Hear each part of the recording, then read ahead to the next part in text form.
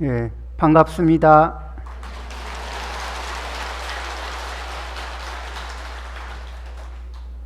오늘은 관음제일. 밖에 벚꽃이 막 이제 개화를 해서 우리 눈과 마음을 막 잡아당기고 있는데, 이렇게 설법전에서 많은 불자님들을 뵈니까 봄이 무색해집니다. 그렇지만은 여기 우담바라 합창단도 있고 한데 봄 냄새도 좀 느끼고 우리 신심도 좀 고양하는 그런 노래를 좀 한번 듣고 시작하는 게 괜찮겠죠? 예.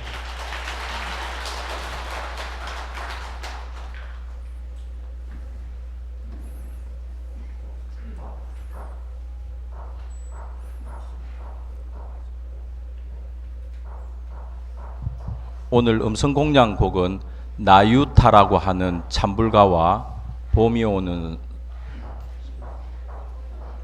길이라는 노래를 들려드리겠습니다.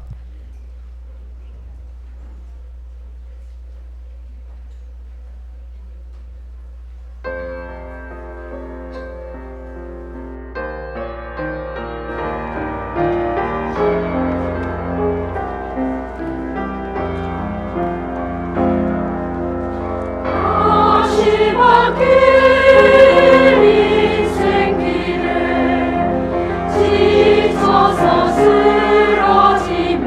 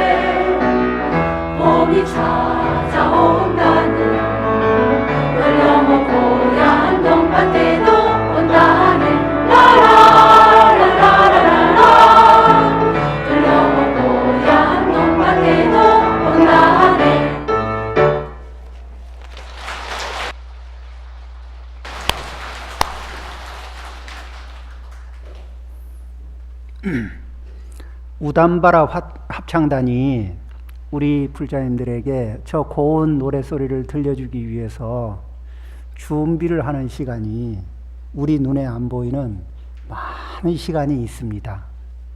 그렇죠? 그 다음에 저렇게 곱게 차려입고 나오려면은 시간 많이 걸리는 거 알죠? 자, 이제 오늘은 관음제일입니다. 관세음보살님의 공덕과 관세음보살님의 수행력과 관세음보살님의 교화력에 그 의지에서 우리가 우리의 삶을 돌아보고 관세음보살님을 닮아가는 연습을 합니다. 관세음보살님은 아미타 부처님의 좌우 보처인데 석가모니 부처님에게는 문수 보현보살님이 좌우 보처시고 아미타 부처님에게는 관세음보살님과 대세지보살님이 좌우 보처셔요. 그런데 거기에서 관세음보살님이 대표하는 것은 실천 수행이고 대세지보살님이 대표하는 것은 연불 수행입니다. 그 중에서 이제 관세음보살님이 이 실천 수행의 덕목을 중생의 눈으로 바라보니까 대자대비다. 그렇죠? 큰 자비, 대자, 아주 자애심이 크다. 어떻게 크냐? 자애심이 어떻게 크길래 대자라고 하고 그 다음에 연민심이 얼마나 크길래 대비라고 하느냐. 그 대자의 의미는 다른 말로 얘기하면은 평등이라는 말로다가 얘기할 수가 있어요.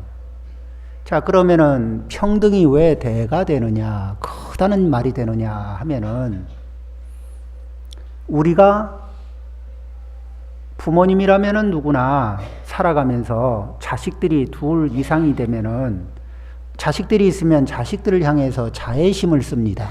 그러죠? 예, 그 자애심을 쓰는데 그런데 내가 낳은 자식에게도 첫째, 둘째, 셋째가 있으면은 그 첫째, 둘째, 셋째에게 평등한 마음을 씁니까? 차별된 마음을 씁니까? 희망사항은 평등하게 쓰고 싶은데 현실은 차별되게 써요. 그리고 차별 대우를 받던 아이가 묻습니다. 왜 나만 차별합니까? 그러면 당황해서 하는 말이 너를 차별해서 하는 게 아니다. 네가 잘 몰라서 그러는데 너를 차별하려고 하는 게 아니다. 네가 잘 이해해야 된다. 그러고서 또 차별해요. 이게 이제 그러면은 차별이 발생되면은 어떤 문제가 발생되느냐. 부처님 법문을 따라 배우면은 우리는 어떤 길을 가느냐. 괴로움을 줄이고 행복을 늘리고 어리석음을 줄이고 지혜를 늘리는 쪽으로 옮겨가요. 그런데 대자대비 평등하게 자애심을 쓰고 평등하게 연민심을 쓰는 이 연습이 안 돼 있다 보니까 그냥 마음을 쓰다 보면은 차별해서 쓰게 돼 있거든. 중생의 마음은 차별심, 불보살님의 마음은 평등심. 이래서 차별심을 쓰고 나면은 차별 대우를 받은 사람은 마음에 상처가 생겨요. 그러죠? 그 다음에 또 차별적으로 더 대우를 좋게 받은 사람은 우월해져. 그래서 교만해지거든. 그래서 자식들 사이에서 하나는 교만해지고 하나는 상처를 받고. 자, 이게 근데 부모님이 원하는 상황은 아니에요. 그러면은 부모님이 원하는 상황은 아닌데, 그런데 상황이 그렇게 된 것은 뭐죠? 첫 번째는 의지에서 공부할 기준을 못 가지고 있었기 때문에 그래요. 그래서 우리는 관세음보살님에게 의지하고 관세음보살님에게 귀의하면서 어떤 마음을 대자대비, 평등한 자애심, 평등한 연민심, 이것을 연습하는 거예요. 자, 이제 이것을 해보려고 그러니까, 써보려고 그러니까 금방 안 나와. 한 번 해보려고 그래도 안 되고, 두 번 해보려고 그래도 잘 안 돼요. 힘들거든. 관세음 보살님은 우리가 보문품에서 쭉 보면은 어떤 게 있느냐면은, 관세음 보살 보문품, 법화경에 있죠. 거기에는 사람뿐만 아니라 어떤 존재라도 똑같이 자애심을 가지고 연민심을 가지고 평등하게 대해요. 그 얘기는 뭐냐면은 대상이 누구든지 관세음보살님이 그 누구를 만나든지 다 똑같이 평등하게 대하는 거죠. 그러니까 이렇게 얘기해요. 나는 평등하게 마음을 쓰니까 두 사람을 만나면 내 마음에 50%씩 나눠서 표현하고, 또 10사람을 만나면 10등분을 나눠서 10%씩 표현하겠다. 이러면 평등한가요? 아니면은 나는 당신을 볼 땐 오직 당신만을 위해서,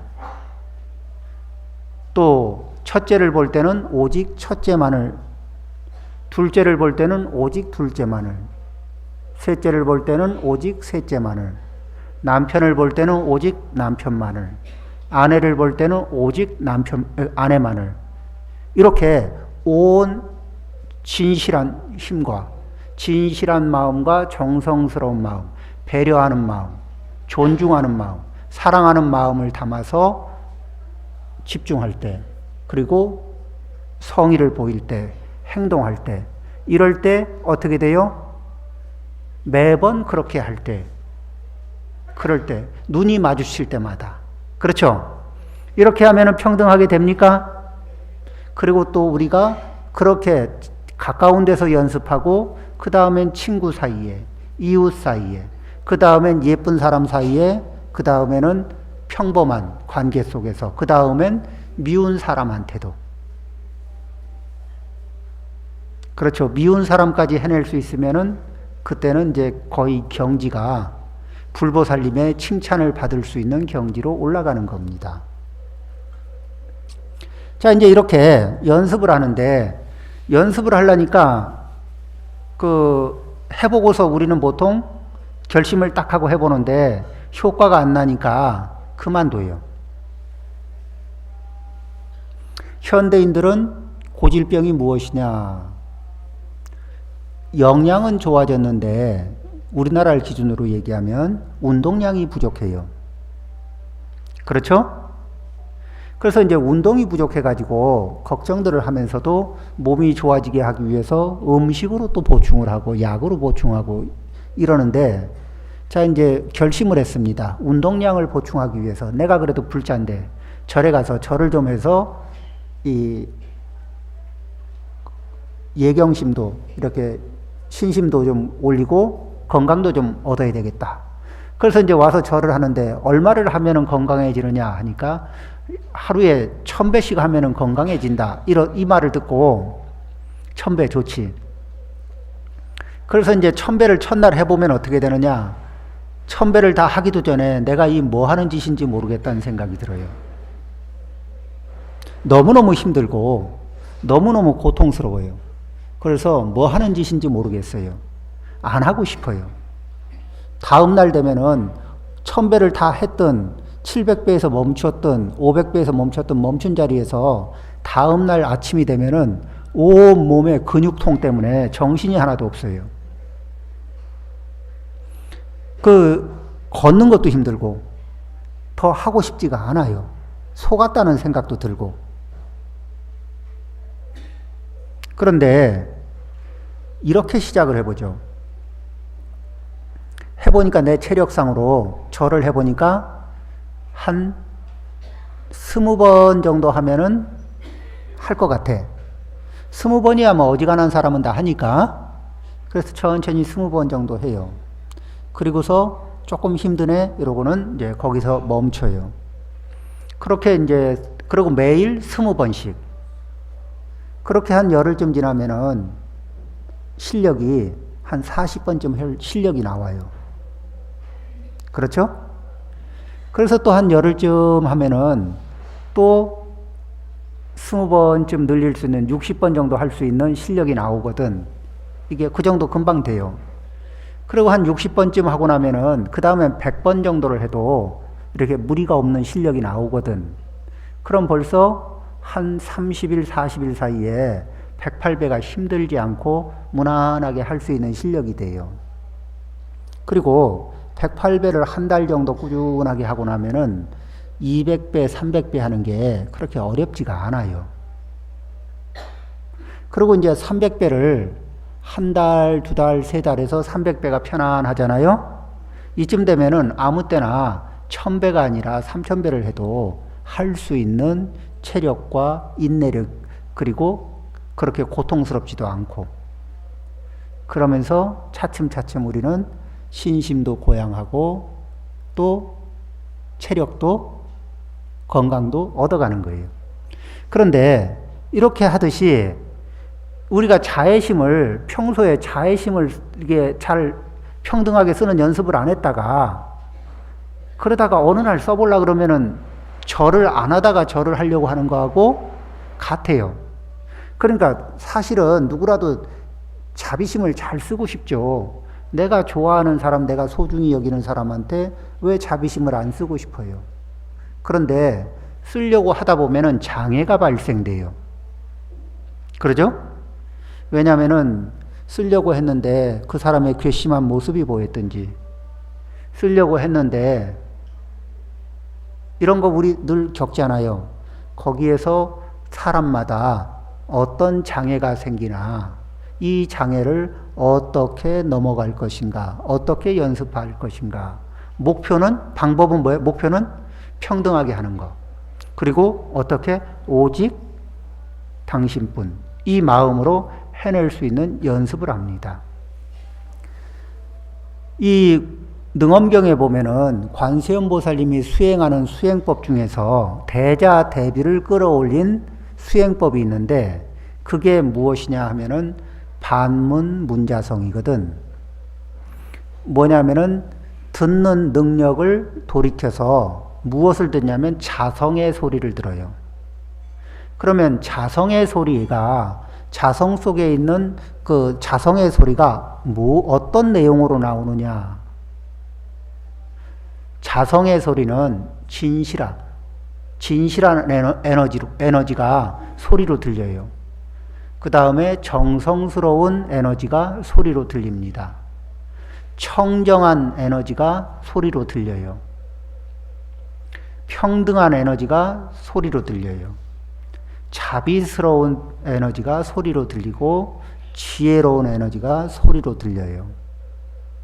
이렇게 자성이 가지고 있는 공덕을 듣습니다.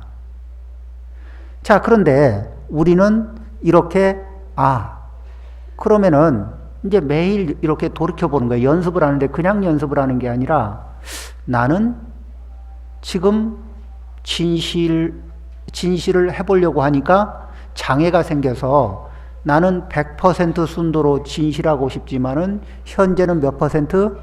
35%. 이럴 수 있죠. 그럴 때는 어떻게 해요? 여기가 지금 내 한계구나. 그럼 이 자리에서 어떻게? 어제보다 오늘, 오늘보다 내일 한 발씩 앞으로 나아가는 노력을 하자. 물러나지 않고 한 발씩 앞으로 나아가서 오늘은 35%의 순도를 가지고 있지만 내일은 36%, 모레는 37%, 이런 식으로 조금씩 늘려가다 보면은 언젠가는 100% 가죠. 100% 순도의 진실함, 100% 순도의 정성, 100% 순도의 자비심 도착하면 어딘지 알아요? 성부라는 자리거든. 그러니까 우리 35% 작은 거 아니죠? 자, 이제 그 자리에서 연습합니다. 근데 어떻게 해요? 한 번에 100% 욕심내가지고 잘 돼요, 안 돼요? 그건 어려워. 그런데 그렇게는 어렵지만 우리가 어디부터 시작하느냐? 국민교육 헌장 옛날에 많이 외웠죠. 우리의 처지를 약진의 발판으로 삼아. 내 처지를, 내 현재의 상태를 시작점으로 삼아야 돼요. 그러죠? 자기를 부정하면 안 돼요. 자기를 부정하지 않고 그러면서도 자기를 극복하는 마음을 냅니다.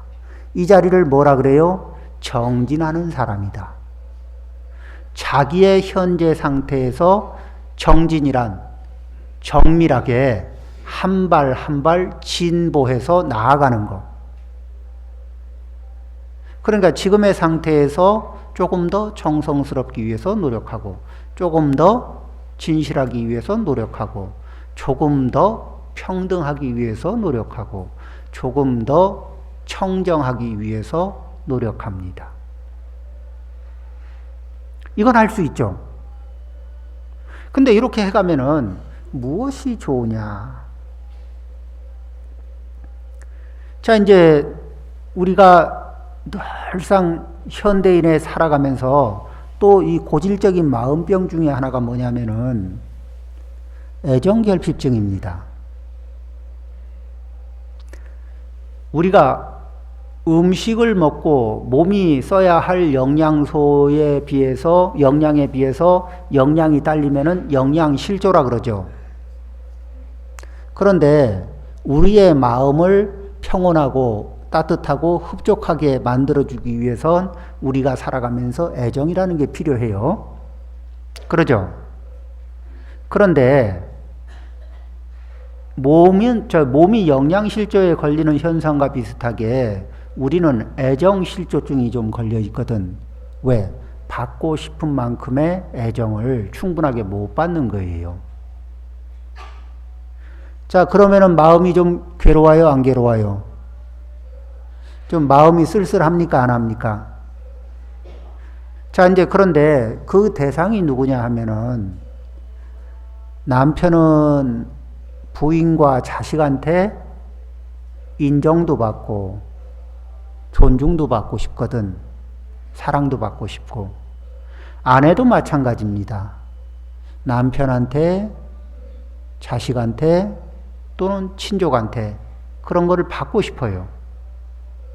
그런데 또 자식도 마찬가지입니다. 자식도 부모님한테 인정도 받고 싶고 사랑도 받고 싶거든요. 그런데 인생에서 요즘의 어린아이들, 학생들은 너무너무 불행해요.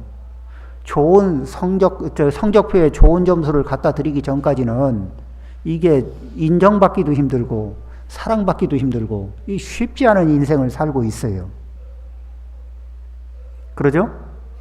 그러니까 아이들은 부모님이 자식을 위해서 모든 걸 다 해주는 것 같은데 아이들은 애정 실조증에 걸려 있을 수가 있어요. 거기에서 우리는 연습을 합니다. 관세음보살님의 대자대비를 얻기 위해서 그걸 기준으로 목표로 해서 우리는 연습을 하는 거예요. 어떻게? 어제보다 오늘, 오늘보다 내일 나는 조금 더 진실하게 대하는 연습을 하겠다. 어제보다 오늘, 오늘보다 내일 조금 더 정성스럽게 살아가는 대하는 연습을 하겠다. 어제보다 오늘, 오늘보다 내일 조금 더 배려하는, 지금 현재보다는 더 배려하는. 그래서 어떻게 하면 조금 더 배려할 수 있을까? 이것을 해서 진보 한 발 한 발 앞으로 나아가 주는 거예요. 그 다음에 어제보다 오늘, 오늘보다 내일 어떻게 존중해 주는 겁니다. 자, 우리가 존중을 해주면은 내가 존중하는 사람이 있어요. 그러면은 내 말을 많이 하고 싶겠습니까? 그분의 말을 좀 듣고 싶겠습니까? 내가 누군가를 존중하고 있어요. 존중하는 사람의 마음이 있으면은 내가 이렇게 하세요 하는 것보다도 뭘 원하십니까? 어떤 말씀을 하시고 싶습니까? 하고 자연히 듣고 싶은 마음이 생기죠. 어느 거사님이 저에게 묻습니다. 아들하고 얘기를 하려는데 아들하고 대화가 안 된답니다. 본인이 완고한 편도 아닌데 부드러운 편인데 대화가 안 된대요. 걱정이래요. 그래서 그랬죠. 그 아이 말은 다 듣습니까? 그러니까 예, 듣는 편입니다. 그런데 대답은 어떻게 합니까? 예, 아이 말 듣고 뭐 듣다가 뻔한 얘기는 좀 자르고 그 다음에 또 듣다가 들어보면은 뭐 별 얘기 아니니까 이렇게 해라고 지시도 해주고 합니다. 그래서 그러면 대화가 안 되지요. 그러니까 거사님이 깜짝 놀라서 왜 그게 대화가 안 되냐고.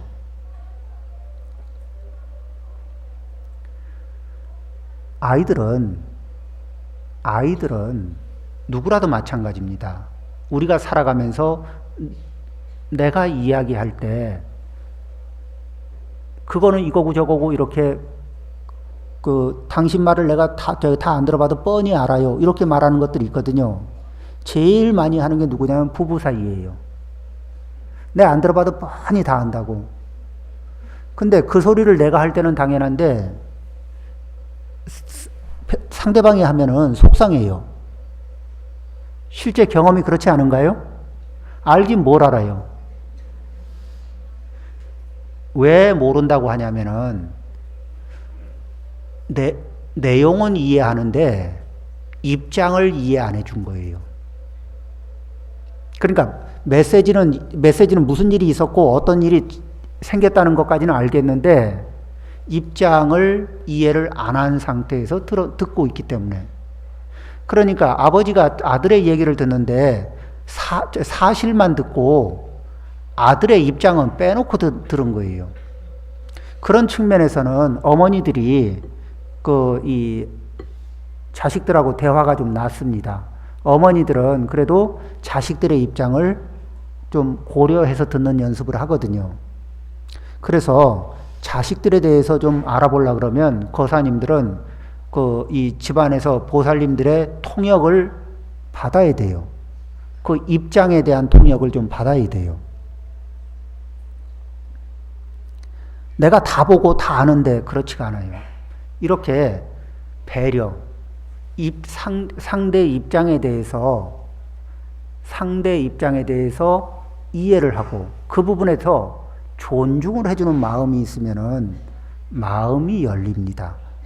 마음이 열리면 서로가 이렇게 하는 게 어떻겠니? 이렇게 하는 게 어떻겠습니까? 이런 말들이 서로 왔다 갔다 통행로가 생겨요. 그래서 의견이 교환이 되고 서로가 서로에게 소중한 영향을 미치고 살게 돼 있습니다. 입장을 배려하지 않고 존중하지 않게 되면은 마음의 문을 닫고 싶어요. 왜냐하면 입장이 무시되고 존중받지 못하고 그러면은 그 마음의 문, 마음의 통로를 열어놓은 자리로 행복이 들어오는 게 아니라 상처가 들어오거든, 상처. 그러죠? 존중받지 못하고 배려받지 못하는 상태에서 관계를 가지면 생기는 건 상처예요. 그러니까 더 이상 상처를 안 받으려고 어떻게 해요? 자기 방어책으로 문을 닫아. 그래 놓고 문을 닫아 놓고 시간이 좀 지나면은 문이 굳어요. 그러면은 문이 녹슬은 거미 이렇게 그 칼집에 들어가서 녹슬어 버리면은 빼도 안 빠지는 것처럼 그런 것처럼 문도 마음의 문도 한번 빗장을 쳐서 닫고 시간이 지나서 굳어버리면은 자기도 어떻게 열어야 될지 여는 방법을 까먹게 돼요. 자, 이제 우리는 어떤 부분에서는 잘 열리고 어떤 부분은 까먹어서 잘 안 열리는 자리가 있거든. 근데 쓱 열어볼래도 안 되니까 에이 그만둬 이렇게 하는 게 아니라 녹이 쓴 자리를 녹을 하나하나 벗겨내는 연습을 해야 된다는 얘기겠죠. 그 다음에 어떻게 해요? 이 상대 입장에서 입장을 이해하고 존중하기. 이게 어렵습니다. 어려운데 연습을 정말 많이 해야 되는데 방법을 알려드릴게요.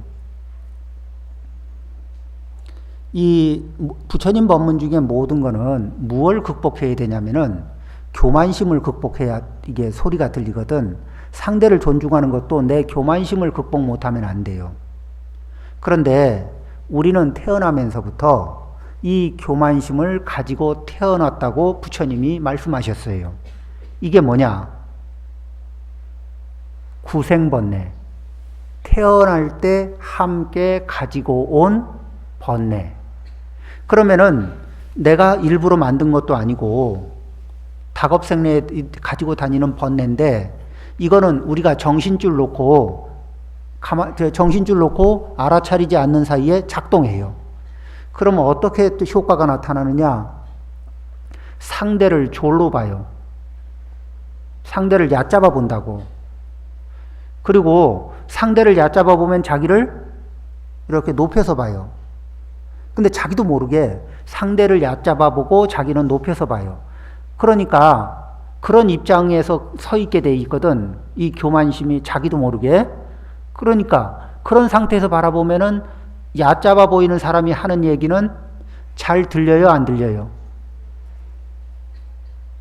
갑이 을의 얘기를 자세히 듣겠어요? 아니면 대충 듣겠어요? 대충 듣게 돼요. 일부러 대충 듣는 게 아니라 이렇게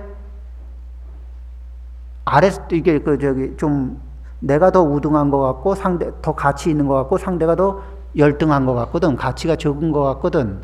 이게 자동적으로 마음이 그렇게 돼요.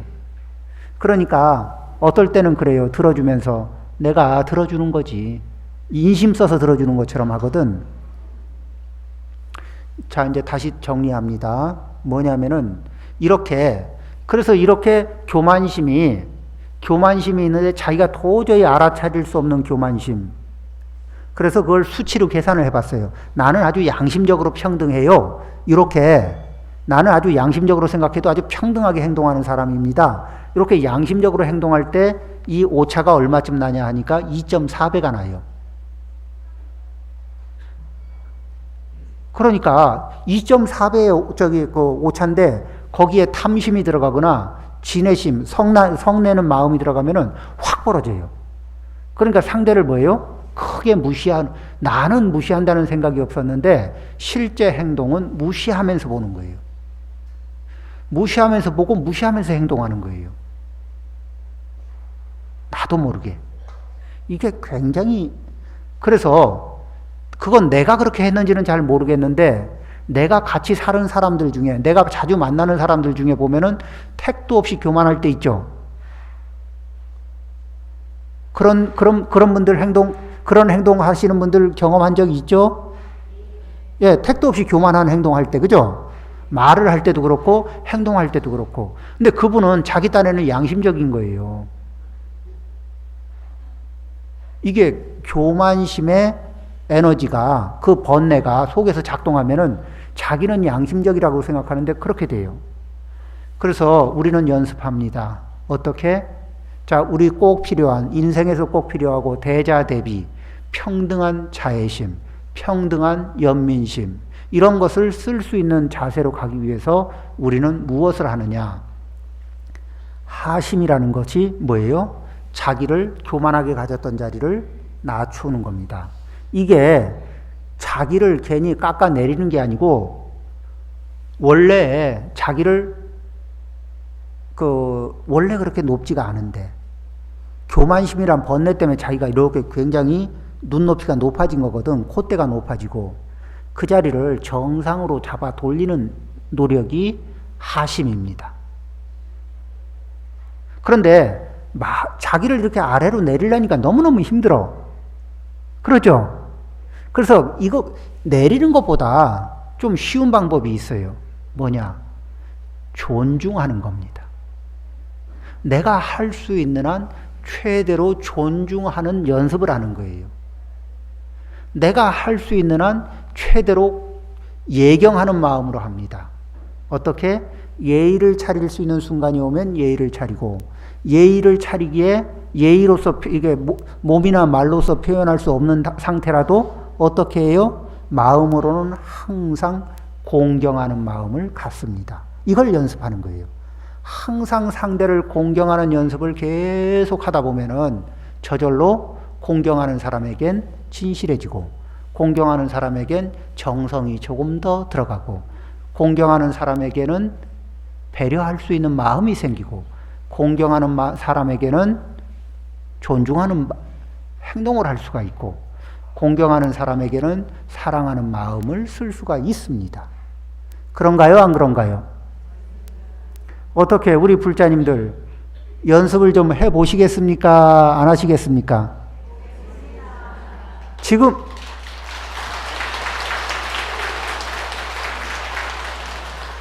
이 관세음보살님의 대자대비를 닮아가는 우리 이 연습을 우리는 어떤 거로다가 공경심으로, 그러죠? 평소에 내 가슴 속에 공경심을 담아서 공경심의 농도를, 밀도를 높여가면은, 순도를 높여가다 보면은 우리는 관세음보살님에게 다가가고, 관세음보살님에게 다가가면은 무엇가 가까이 보여요? 극락세계가 가까워지는 겁니다.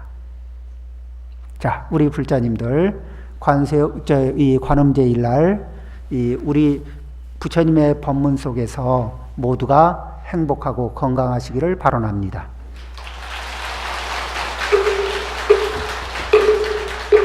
나무 영산불멸 학수쌍존시야본사 서가모니불 서가